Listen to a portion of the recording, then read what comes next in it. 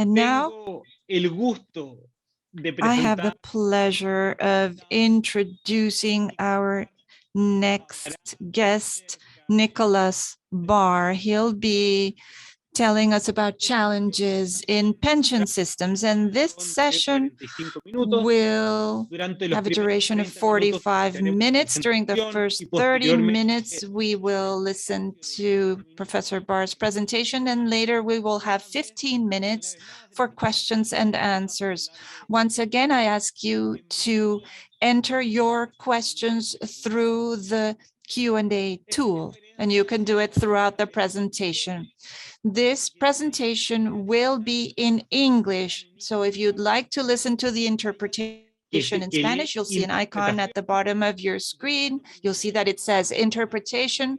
Please click on the icon and select the language of your choice. Now I will switch to English in order to introduce our next guest. At the London School of Economics and Political Science. He holds a Master in Economics from London School of Economics and a PhD from the University of California, Berkeley, where he was a Fulbright scholar. Professor Barr is the author of over 20 books and numerous articles on the economics of the welfare state, pension, and the finance of higher education, including the economic of the welfare state and reforming pension principles and principles of policy choice, co-author with 2010 Nobel laureate Peter Diamond. He's a member of the editorial board of the International Social Security Review and an associate editor of SAIS Economic Studies, the Australian Economic Review, and the Journal of Economics of Aging. His teaching including public economics, the economic of the welfare state, the political economic of post-communist transition, and topic in public policy. Thank you. Please, Nick, the floor is all yours. Thank you very much. Well, good morning, afternoon, or evening, everybody. Let me just share my screen and then we can get started.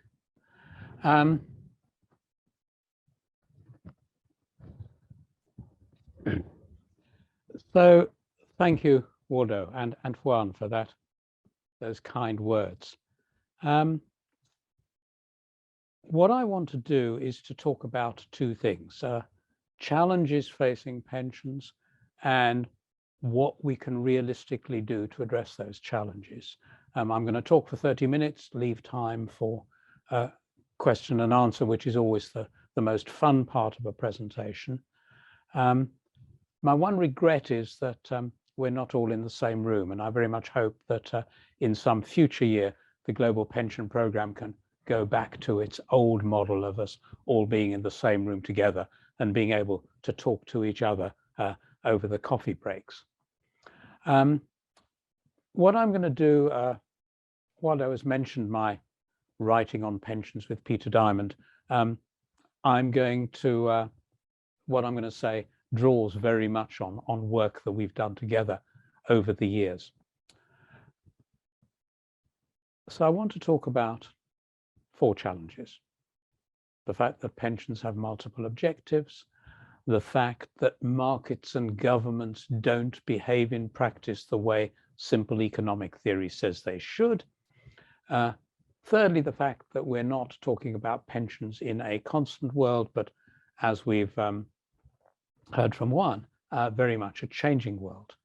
And fourthly, the pension systems don't operate in isolation. So first of all, multiple objectives. The starting point is to say that a good pension system has to respect multiple objectives. Consumption smoothing, that's redistributing from ourselves in our middle years to ourselves when we are older. Insurance are things like annuities to make sure that we don't run out of pension if we outlive our life expectancy. Governments have additional objectives, poverty relief, making sure that people aren't poor in old age, and governments may have redistributive objectives broader than just poverty relief narrowly defined. So multiple objectives, but also multiple constraints. Obviously, fiscal constraints that have been accentuated both by the economic crisis and by the pandemic. Behavioral constraints, which I will talk about, the fact that people have limited ability to manage complicated pension products and limited ability to accommodate futures that are horribly uncertain. And countries have constraints of institutional capacity. So that leads to a conclusion that is important but difficult, which is there isn't a single best pension system for all countries. And the argument is very straightforward. We've seen multiple objectives: consumption smoothing, insurance, poverty relief, multiple constraints that we've talked about. Now, the reason there's no single best pension system is that at different times and in different countries, policymakers will attach different relative weights to the different objectives. And the pattern of fiscal and institutional constraints will differ over time and across country. So if the objectives are different and the constraints are different, then what is optimal will differ across countries and over time. And that's why when you look internationally at pension systems, they look different across countries, which is entirely as it should be. The good system in the Netherlands is very different from the good system in Sweden, which is different from the good system in Canada, which is different from good systems in a number of countries around the world. And to say to Canada, you've got to get it, you've got it wrong, you've got to do it the same way as Sweden, they'd very rightly look at you as though you were crazy.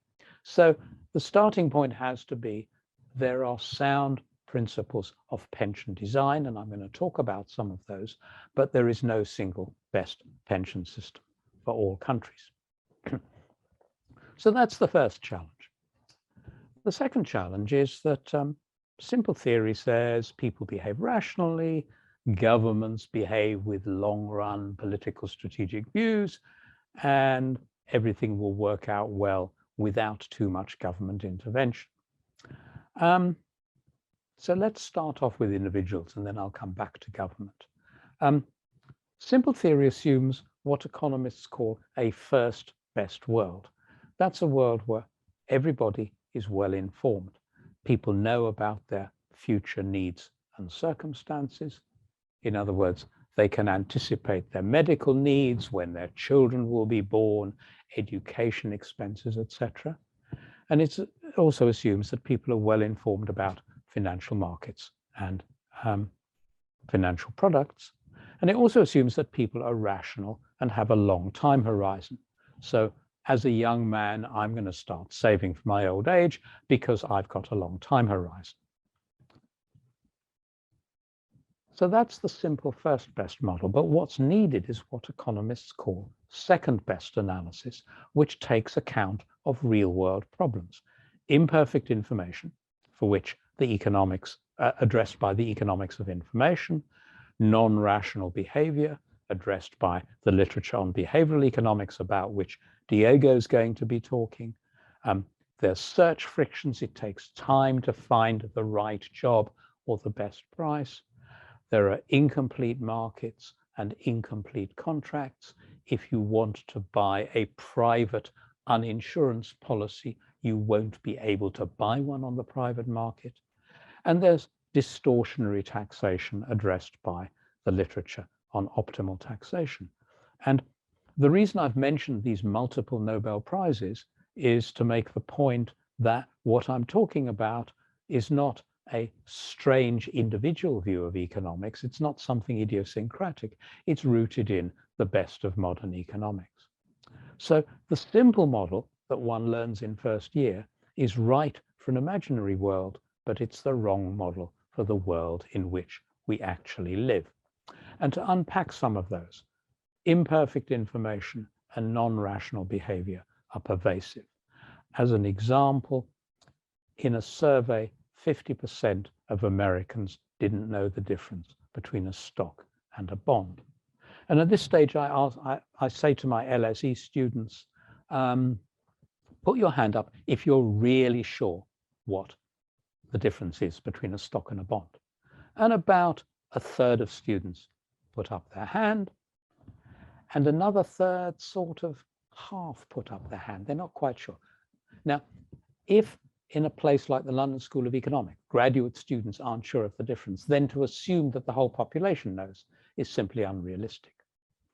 Secondly, where people have individual pension accumulations, they don't understand the need to shift from equities to bonds as they approach retirement age. And thirdly, few people realize the significance of administrative charges for pensions. About the only piece of advice I ever give people on pensions is to say that if their pension fund has an annual management charge of 1% of their accumulation each year, which doesn't sound like much, then over a full career, the accumulation is going to be 20% smaller, 20% smaller because of that administrative charge. So administrative charges really matter. Not only imperfect information, but non-rational behavior. Simple theory predicts that, as I've said, as a young man, I will voluntarily save for my old age, and I will retire at the optimal time and convert the optimal fraction of my pension savings into an annuity. It's a great theory. What actually happens? Well, two problems. What economists call bounded rationality arises where the problem is too complicated for people to know what the right thing to do is. So procrastination, people delay starting saving. Inertia, people stay where they are. They don't shop around. They don't move around. Immobilization, they do nothing. You say to a worker in Sweden, you must choose a pension fund from over 800 pension funds. And typically what happens is they don't do anything, which is why something like 90% of new entrants to the labor force go into the default fund. So bounded rationality is one problem. Another one is bounded willpower. That arises where people know what they ought to do, but they don't do it. So people know they ought to save for old age, but they don't save, or they don't save enough. Or people know they ought to be spending more time on their work, monitoring their pension arrangements, but there's always something better to do, so they don't do it. And so as an example, an international study showed just how bad financial literacy is. This was an international survey, and they asked participants 3 questions. I'm just going to ask you the first one. It says, you've got $100 in a bank account. It pays 2% interest a year. After 5 years, how much would you have in the account? More than $102? Less than $102? Equal to $102? Or don't know? And the other 2 questions, which are on the slide, are equally simple. In the United States, the heart of capitalism, about 1/3 of respondents got all 3 questions right. And in countries like Sweden, Japan, and New Zealand, about 25% got all 3 right. So financial literacy really is very bad. And that has important implications for policy design. First of all, less choice can be part of good policy design. Secondly, don't overstate what financial education is able to achieve. Thirdly, a good pension system should assist choice of people who want to make choices, but should also work well for somebody who makes no choices. So that's quite a few words about individual behavior and why it deviates from the simple model. But the same thing is true of government. There is a dominance of short-term politics. For example, governments don't increase contributions or cut benefits when faced by a projected pension deficit. Governments until recently have not raised pension age to reflect rising life expectancy. If you ask, how long have we known about the baby boom? The answer is for something like 65 or 70 years, since the late 1940s. It's no surprise, but governments haven't done anything, typically till it became a crisis. A second problem of government is a failure to grasp the complexity not only of designing pensions, but also of implementing them. The number of times I've been asked to advise on pensions and told the minister wants the new system to start later this year. And you can't do policy that way. You need time, as I'm sure those of you in the public sector or the private sector listening to this will be very much aware. So those are two challenges: no single best pension system and the behavior of markets and government.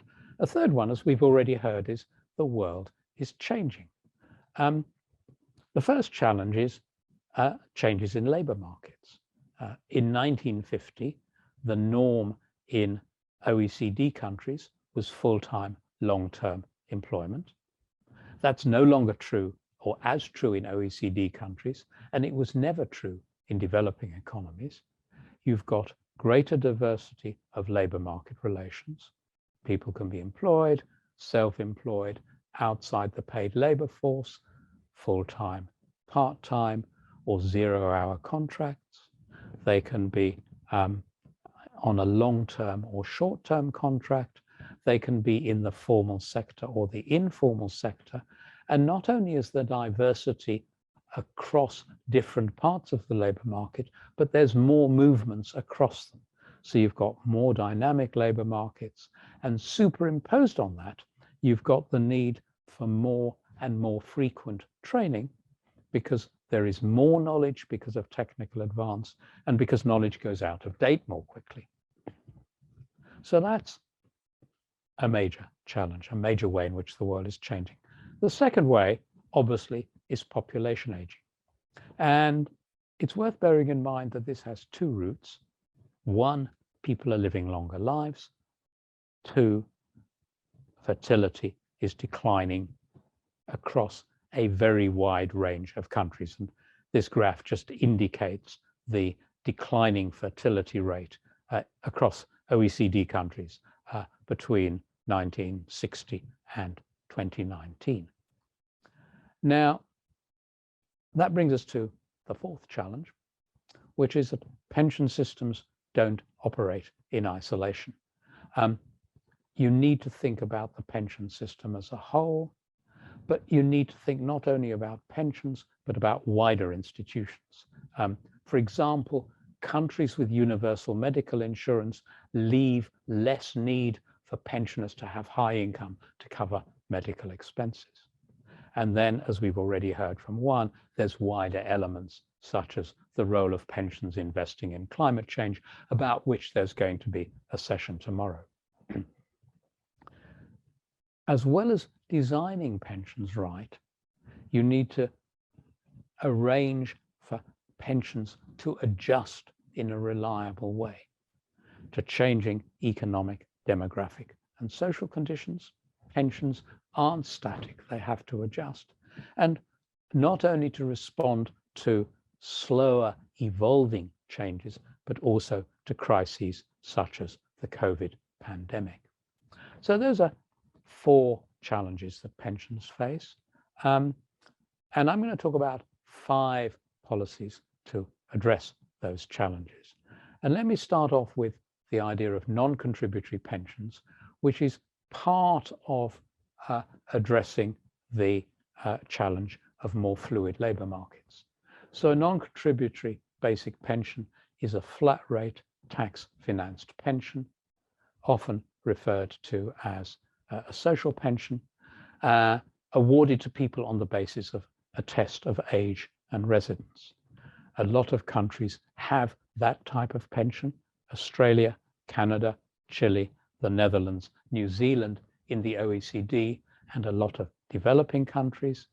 Some of them, like New Zealand, give it the same pension to everybody based on age and residence. Others withdraw some pension from the best of, and I call that an affluence test. So Canada gives a pension to everybody except about the top 5%. Chile screens out the top 40%.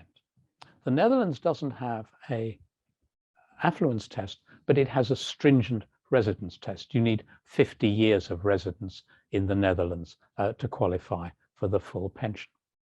So that's part of addressing the challenges.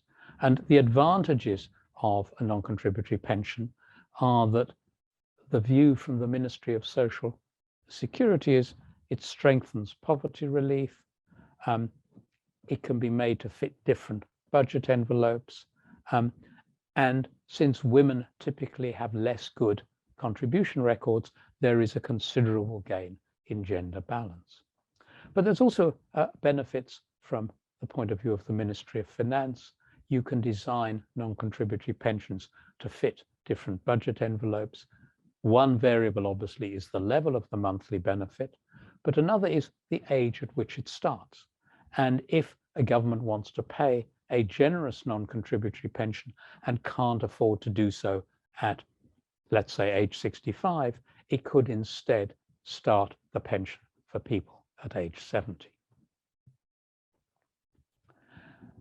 A second part of addressing the challenges is later retirement, which is part, but only part, of addressing people living longer.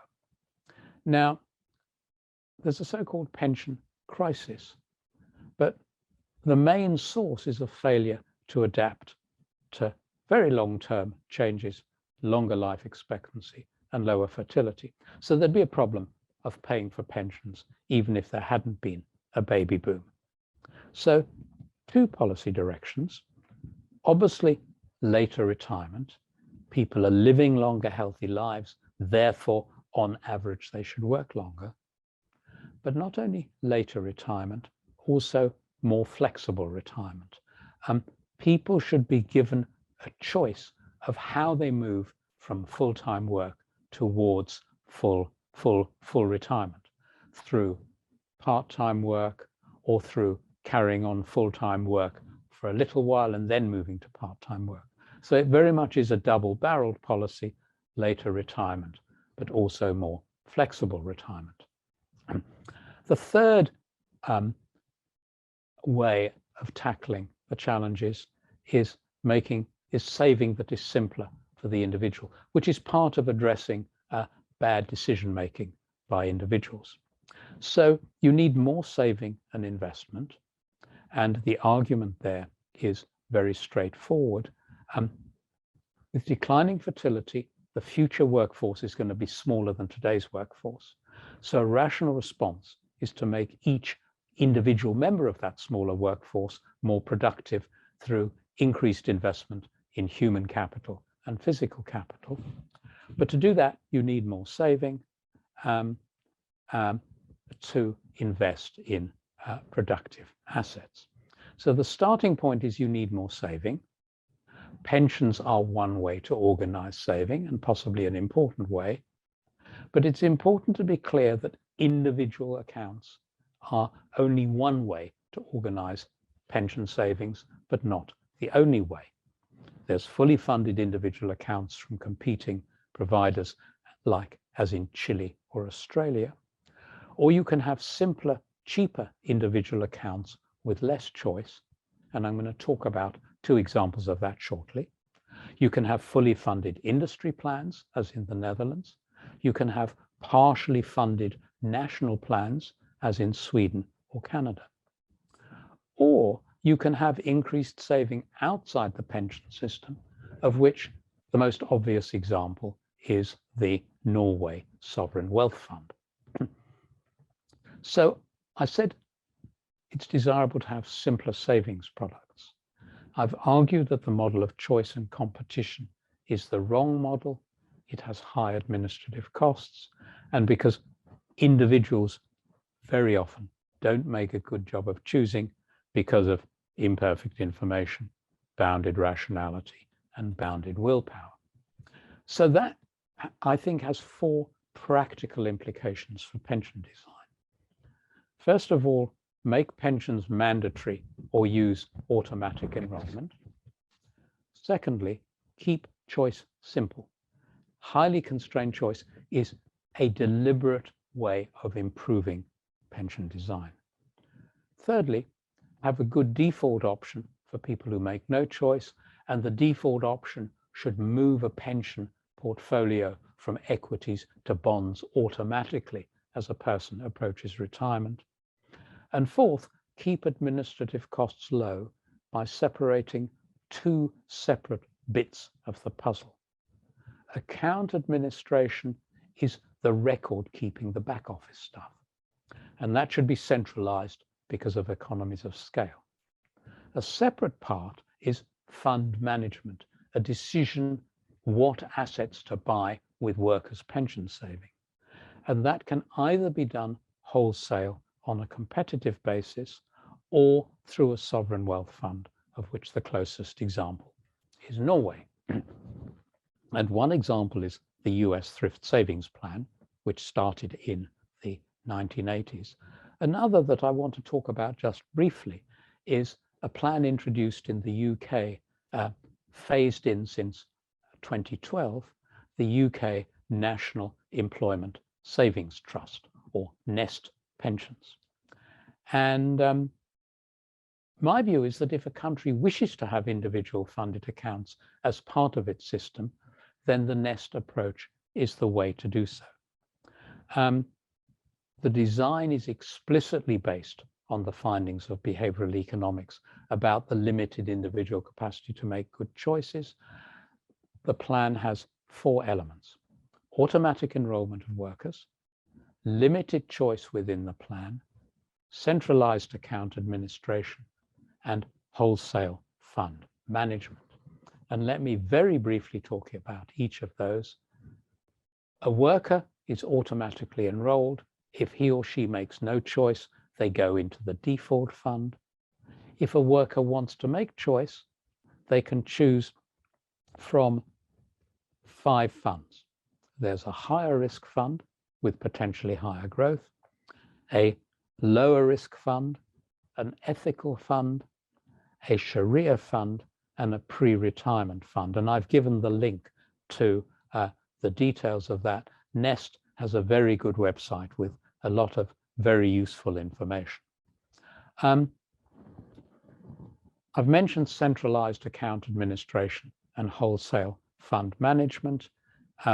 Again, there are quarterly updates published, and I've given the link to that, and I'm happy to come back to that in Q&A. The NEST approach recognizes and respects the lessons from the economics of information and behavioral economics. It was designed explicitly with those findings in mind. It simplifies choice for workers, but allows choice for those who would like to make choice. It's got automatic enrollment, and it keeps administrative costs low. So that's, if you like, the third response: simple savings plans. The fourth response is institutions to assist a longer-term view of pensions, which is part of addressing short-term politics.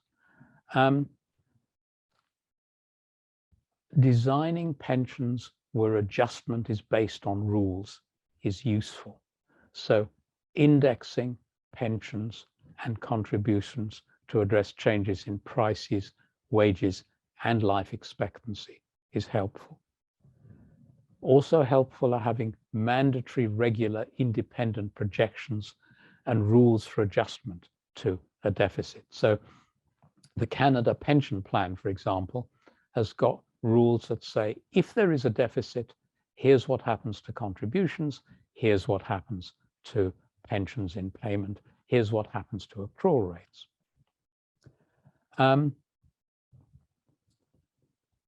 Alongside rules-based adjustment, having institutions that are at arm's length from short-term politics. Sweden has a pensions group that is effectively independent of politics. The Canada Pension Plan Investment Board is set up by government, but at arm's length from government. Now, all these things depend on the quality of government. In Sweden and Canada, they really are independent of government.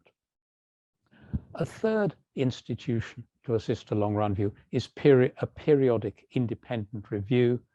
And it may be useful there to include some international members. I was one of the international members of the Bravo Commission in Chile, and they at least have the merit of being outside domestic political debate. And a fourth element already mentioned is investment to help addressing climate change and biodiversity loss. So that's a fourth way, a response of addressing challenges. The last one is responding to a crisis. And this was a question that's already arisen. Should people be allowed early access to their pension funds in response to the COVID pandemic? Now, one question is, will people make good choices? There might well give priority to today at the expense of the long run because of liquidity constraints today, or as we've learned from behavioral economics, people discount the future fairly heavily. It's called present bias. So people might not make good choices. Will governments make good choices? Well, we've seen in some countries that short-term electoral politics may dominate longer-term considerations like the future well-being, the well-being of future pensioners. Is allowing early access a good idea? Well, remember that in a defined contribution plan, earlier contributions are worth more than later ones because they earn interest and stock market appreciation for more years. So you say, well, but people could make it up later. They could add back to cover the gaps in contribution. Well, first of all, later contributions are worth less, as I've just said. Secondly, people say they might do it, but typically it doesn't happen. So what should happen? Well, there are strong arguments for saying, because of the pandemic, support for pensions should be part of current public spending. The government has an important role as insurer of last resort in the face of major crises like this. And I've given in my last slide a link to an article by Andres Velasco making exactly that point. The following quote comes from the OECD, quote, "Continue contributing to retirement plans. Governments may provide income transfers or subsidize the income of people as part of the many programs to assist the populations facing the economic fall from COVID-19. So I think that allowing people early access to their pension funds is a bad idea. Government is in effect using workers' future pensions to reduce public spending today, and I think that's bad policy. In social policy terms, it puts future pensions at risk, especially for poorer workers who are most likely to need the money now. And in economic terms, given declining fertility, reducing saving is the wrong way to go. So my view is allowing early access is a bad idea. I recognize the political pressures to do so, but governments sometimes need to be bold and resist political pressures. I realize that's an easy thing for an academic like me to say, but I think it's important to say. So let me stop there so as not to crowd you all out. I'm looking forward to the questions. Thank you very much.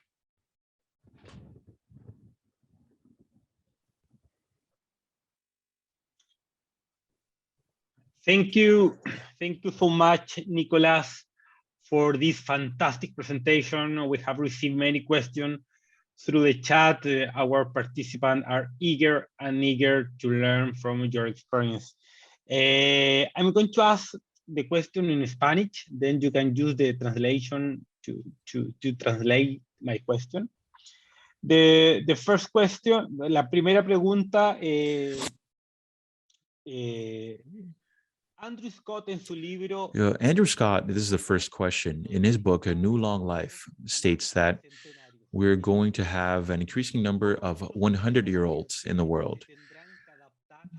How will our pension systems have to adapt to this new reality? Okay, how do pensions adapt to 100 years? Well, when pensions were first invented and retirement age of 65 was set, they hadn't, no, let me start again. If you were asked to design a pension plan for a brand new planet, and you were told that the native life form was living longer and longer, you wouldn't set a pension age of 65. You would relate it in some sensible way to life expectancy. And if that had been done when pensions started in the late 19th century, we would have much less of a problem today. So raised pension age is part of the story. But along with raising pension age, you need to make training available for older workers.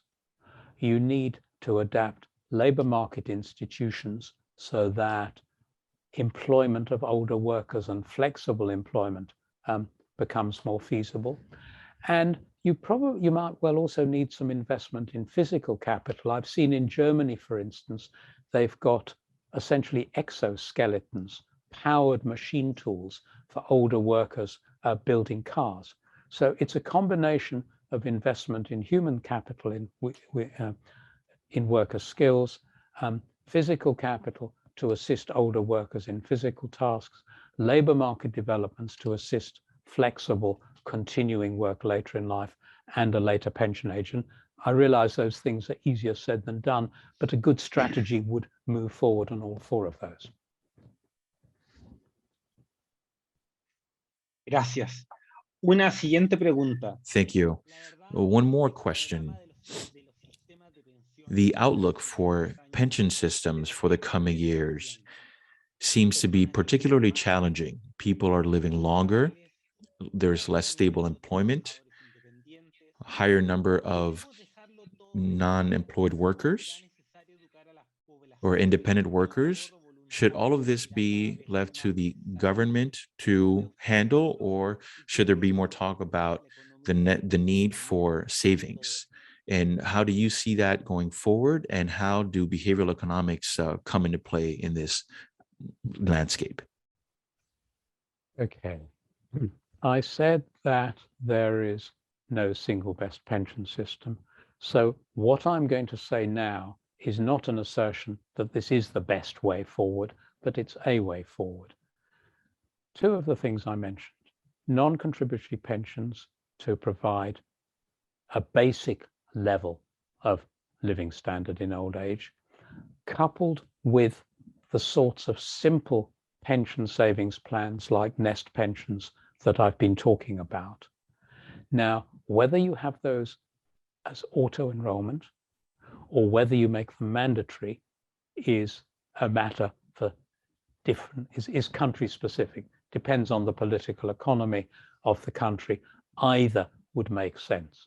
In Britain, we made Nest auto-enrolled because it was felt politically it wouldn't be possible to make it mandatory, but mandatory would be a perfectly sensible option. Nest has got some very clever design features. It's got something called a sidecar. And in the old days, motorbikes sometimes had a sidecar so that they could have an extra passenger not sitting behind the driver, but next to the driver. And the sidecar on Nest says, when you make your contributions, initially they don't go into your pension fund, they go into a separate fund that you can still take out today.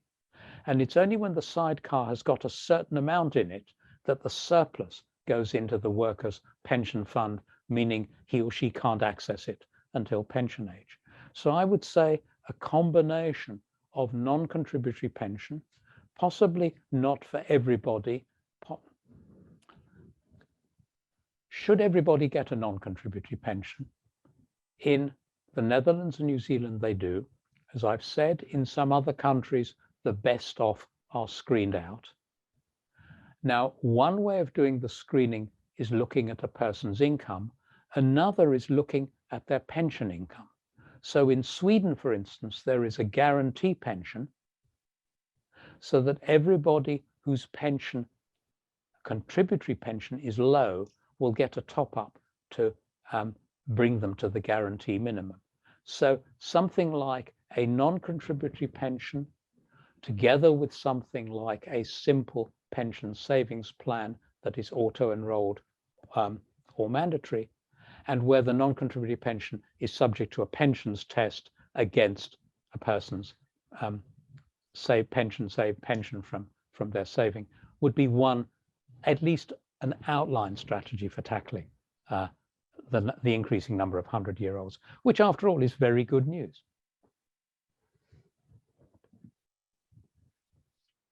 Usted, profesor, usted tiene una gran experiencia en... Professor, you have a lot of experience in pension systems in Latin America. As a matter of fact, you were part of both of the commissions that were put together in Chile. I'm wondering, have some countries considered going back to distribution systems? Have some countries in one way or another considered going back from a contribution system to a distribution system? What is your opinion on this? And a second part to the question, what would your recommendations be to make sure that pension systems are both more equal and more inclusive in the region? Just to check, when you talk about a distribution system, you mean a pay-as-you-go system? Perdón? Just to make sure I understand the question, is the question about a movement, when the questioner talks about a distribution system? Muchos países están pensando volver de un sistema de capitalización. Well, it's going from a capitalization system, going back to a distribution system. And by how distribution, you mean pay as you go? Yes. Okay, right. Yes, as you say, I was a member of the Bravo Commission. I spent some time with the Marcel Commission. I wasn't formally a member, so I didn't want to overstate the case. Moving from funded pensions to pay as you go. What I've said is a rational response to declining fertility is higher saving. That higher saving could come through the pension system in all sorts of different pension designs, or it could come in other ways like a sovereign wealth fund. It's important that savings are maintained or increased, but it doesn't have to be through the pension system. So it would be in principle possible for a country to move, to change the balance and have less funding and more pay as you go. But a country that did that would be reducing their pension saving, and it would therefore be highly advisable if they increased saving in some other way. So that's the first part of my answer. The second part of my answer is people tend to think of funded pensions as meaning individual funded accounts like the AFP system in Chile. But you can have pensions that are funded in very different ways. Canada has a national defined benefit plan. About 25% of the benefits are paid for by accumulated pension funds organized by the Canada Pension Plan Investment Board. Canadian workers pay their contributions to the national plan. When they retire, they get their defined benefit pension. And in the background, you've got a centralized funded element. And it seems to me that if a country is thinking of moving away from individual funded accounts, then moving towards a simpler system of individual accounts like nest pensions is one way. Or if they do move more towards a defined benefit plan, to remember that you can have a substantial amount of centralized funding, pension funding, within a national defined benefit plan. How do you make pensions more equal and more inclusive? Well, It's a great question. It's a huge problem. How do you make pensions more equal? Well, non-contributory pensions are part of that story. How do you make them more inclusive? Again, non-contributory pensions have an important role. If you want to increase coverage of contributory pensions, then partly it's a question of making them easier for people, like nest pensions. Partly it's a question of getting administrative costs low. And so far I've been talking about plans that exist in practice, but there are experiments going on where people's pension contributions are based not on their earnings, but on their consumption. And there's an experimental program in Mexico, for example, where if people who sign up for it, every time I go into the grocery store and use my card, let's say 1% of my grocery bill is automatically sent to my pension fund.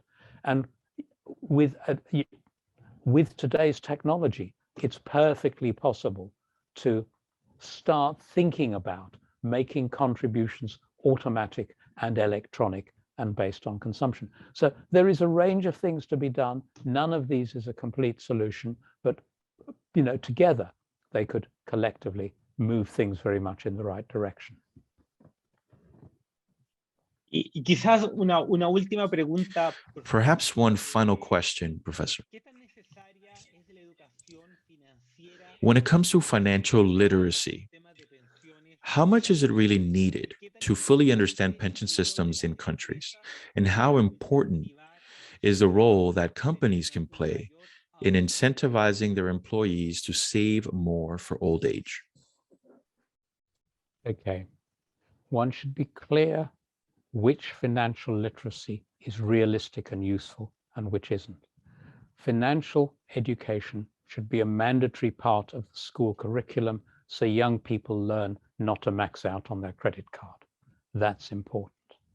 Young people need to learn about compound interest so that they understand that savings made when they're young will over the years compound into significant sums to help finance their retirement. That level of financial education is useful, it's important, it's essential.